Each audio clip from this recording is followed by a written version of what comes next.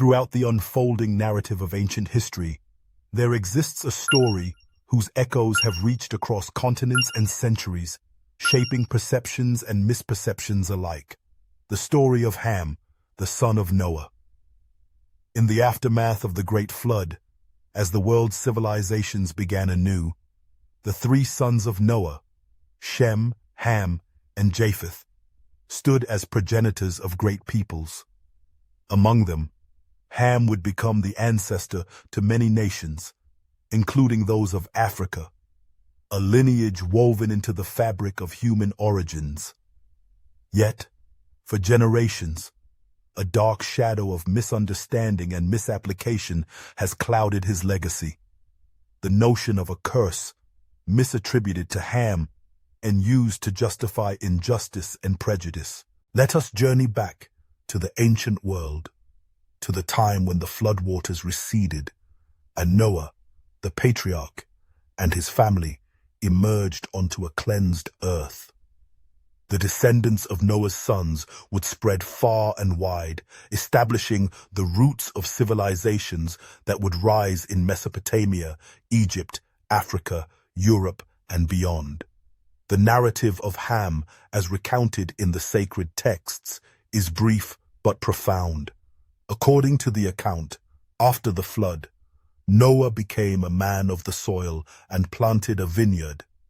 In a moment of vulnerability, Noah drank of the wine and became drunk, lying uncovered in his tent. Ham, the father of Canaan, saw his father's nakedness and told his two brothers outside. Shem and Japheth, in contrast, approached their father with respect, covering him without gazing upon his shame. When Noah awoke and learned what had transpired, he uttered a pronouncement, not upon Ham, but upon Canaan, Ham's son. Cursed be Canaan, a servant of servants shall he be unto his brethren.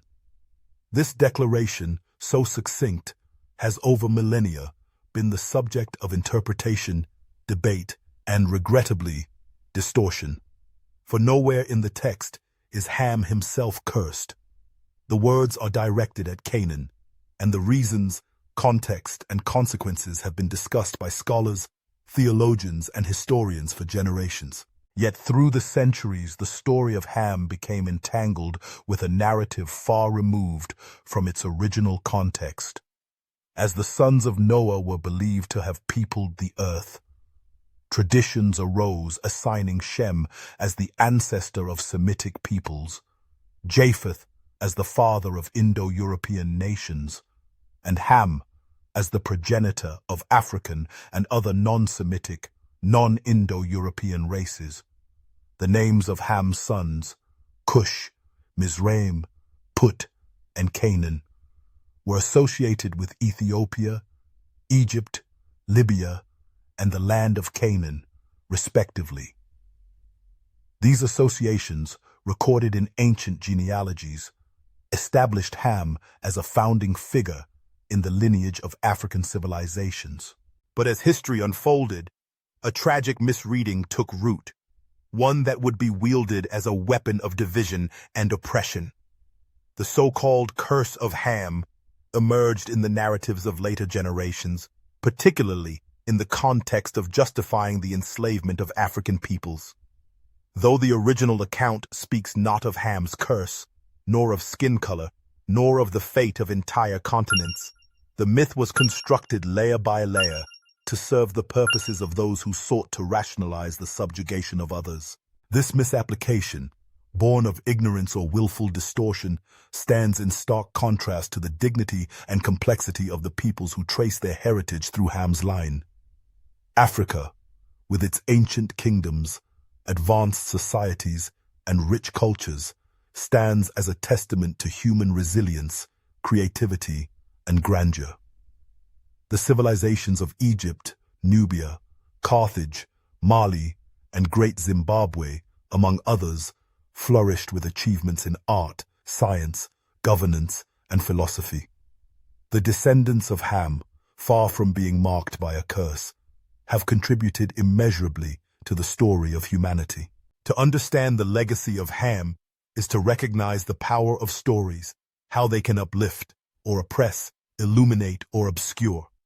It is to see how interpretations, once set loose in the world, can be harnessed for good or ill.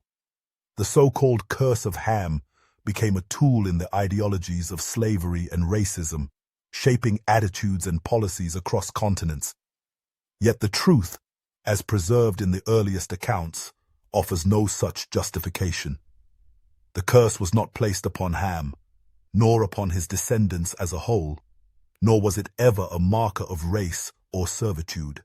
Instead, the story invites us to consider deeper lessons about respect, dignity, and the dangers of misinterpretation. In the ancient world, familial honor and the boundaries of propriety were deeply significant, and the actions of Ham and his brothers reflected differing responses to vulnerability and shame. Noah's words, directed at Canaan, have been variously understood as a foreshadowing of historical conflicts among peoples, particularly the eventual subjugation of the Canaanites by the Israelites. Yet to extrapolate from this episode, a universal curse upon an entire continent or people is to depart from both text and intent. As we reflect on the legacy of Ham, it is important to reclaim the narrative from the shadows of distortion. The peoples of Africa, in all their diversity and richness, are not defined by a misapplied curse, but by their own histories, achievements, and contributions. The kingdoms along the Nile, the empires of West Africa, the cultures of the Great Lakes and the Horn, all bear witness to the ingenuity and strength of those who came before. Their stories are stories of kings and queens, builders and philosophers, artists and warriors, each adding to the mosaic of human civilization. Moreover, the misuse of the Ham narrative serves as a cautionary tale about the dangers of wielding sacred stories for secular ends. When texts are taken out of context, stripped of their original meaning, and deployed in service of prejudice, the results can be devastating. The legacy of the Curse of Ham myth, in particular, has left deep scars, shaping attitudes and institutions whose repercussions are still felt today. But history is not merely the stories we inherit, it is the stories we choose to tell. In reclaiming the narrative of Ham, we recognize the dignity of all peoples, the complexity of our shared origins, and the imperative to confront and correct the misuses of the past. We are reminded that the measure of a people is not found in a misapplied curse, but in the lives they build, the cultures they create, and the wisdom they pass on. As we look to the future, let us honor the true legacy of Ham, not as a figure marked by shame, but as a progenitor of nations, a link in the chain of humanity, whose descendants have enriched the world in countless ways. Let us remember that the stories we tell and the ways we interpret them have the power to shape destinies, for good or for ill. In choosing truth, dignity, and respect, we help to heal the wounds of the past and build a more just and inclusive future. The story of Ham, then, stands as both a warning and a promise. It warns of the perils of distortion, the ease with which narratives can be twisted to serve injustice. But it also promises hope. The hope that in seeking understanding, in honoring the dignity of all peoples, we can transcend the limitations of the past. The journey from Noah's tent to the modern world is long, marked by triumphs and tragedies, misunderstandings and revelations. But in every generation, there is the possibility of renewal, of telling the story anew, with honesty and compassion. In this retelling, Ham is not a figure of shame, but of heritage. His descendants are not cursed, but celebrated for their contributions to the human family. The narrative, once twisted to serve division, can be reclaimed as a testament to unity, the unity of origins, the diversity of cultures, and the shared destiny of all who walk the earth. As we remember the story of Ham, let us do so with humility, recognizing the limits of our knowledge and the dangers of certainty. Let us seek out the voices and stories too long silenced, honoring the richness of African civilizations and the resilience of their peoples. Let us stand against the misuse of sacred stories, affirming instead the dignity and worth of every human being. And in doing so, we fulfill the deeper promise of the ancient tale, that out of misunderstanding can come understanding, out of division, unity, and out of the shadows of the past, a brighter and more inclusive future. From the earliest days of history, the peoples of Africa have shaped the course of civilization. From the banks of the Nile to the savannas of the Sahel, from the rainforests of the Congo to the shores of the Mediterranean, their achievements have illuminated the world. The story of Ham, when understood in its proper context, is not a story of curse or exclusion, but of belonging. A reminder that all nations, all peoples are part of the tapestry of humanity.